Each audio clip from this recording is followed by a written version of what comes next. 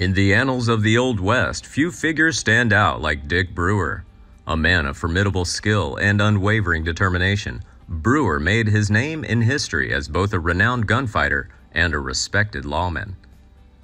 But it was his leadership of the regulators during the tumultuous Lincoln County War that really cemented his place in the folklore of the Wild West.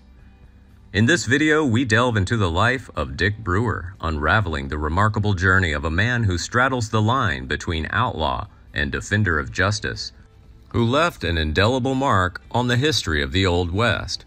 Richard M. Brewer is a gunman and lawman. He worked for John Tunstall as a leader of the administration during the Lincoln County War in New Mexico. Brewer was born on February 19, 1850 in St. Albans, Vermont.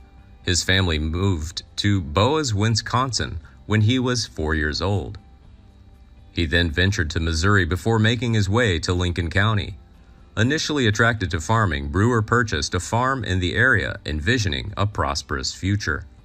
However, in the spring of 1871, he began working for Lawrence Murphy, but soon left that job for unknown reasons.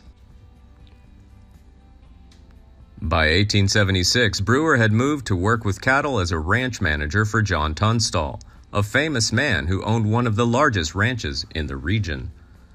During that period, the economic and political scene of Lincoln County was tightly controlled by Lawrence Murphy and James Dolan, who owned L.G. Murphy & Co.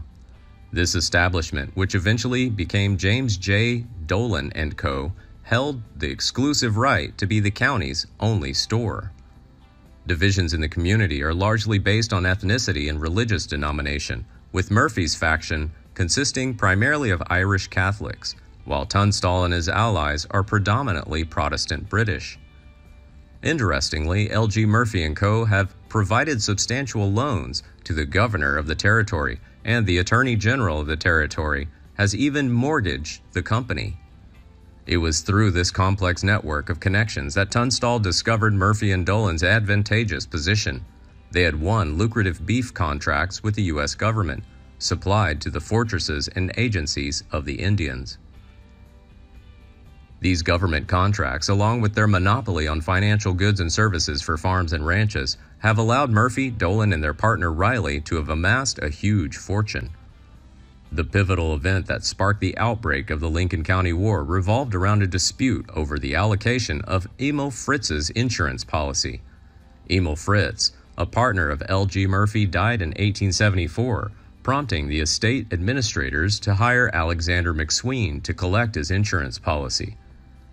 When the money was received, however, McSween hesitated to hand it over to the executor of the state, suspecting that the House, an opposition party, might not honor their financial obligations.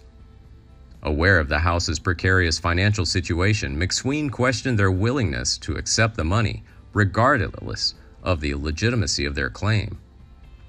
In February 1878, an unsuccessful trial resulted in a court order forfeiting all of McSween's assets, but confusing all of Tunstall's assets with those of McSween. Sheriff Brady organized an army to seize Tunstall's remaining property, located on his ranch about 70 miles from Lincoln.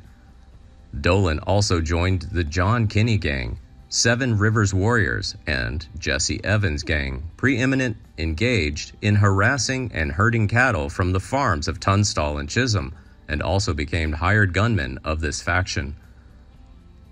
In February of 1878, tragedy struck when Tunstall was murdered. In response, a team was formed to track down the culprit, with Brewer selected to lead this determined group. The regulators have their roots in that team, which includes such infamous figures as Billy the Kid, Jose Chavez y Chavez. Brewer established friendships with Billy the Kid, Jose Chavez y Chavez, and the rest of Billy the Kid's gang, and he was often accompanied by gang members.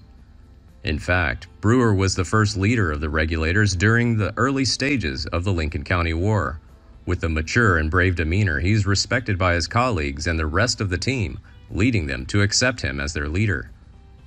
Under Brewer's leadership, the regulators were implicated in a number of confirmed murders, including the murders of Sheriff William Brady, William Morton, and Deputy George W. Hinman.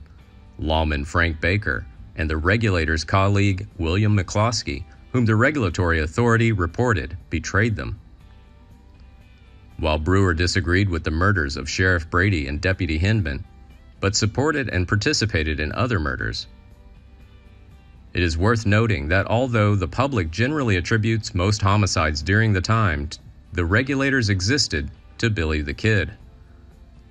Many historians express doubt about his direct involvement as the main culprit in most of the cases. Instead, they agree that victims often collapse in gunfights when multiple members of the regulators open fire simultaneously. However, due to the notoriety of Billy the Kid, it was he who gained widespread recognition that ultimately fueled the regulators' brutal reputation. On April 4, 1878, Brewer led the regulators to Blazer's Mill, where they were confronted by one of the men for whom they had wanted warrant, Buckshot Roberts. Soon after, a fierce gunfight left 5 regulators injured and 1 dead, namely Brewer. Buckshot Roberts was also shot dead in the gunfight, either by a shot by either George Coe, whose finger was shot off by Roberts, or Charlie Bowder. In the end, Dick Brewer and Buckshot Roberts were buried near the large house where the gunfight took place. After Brewer's death, the regulators elected McNabb as their new captain to lead them forward.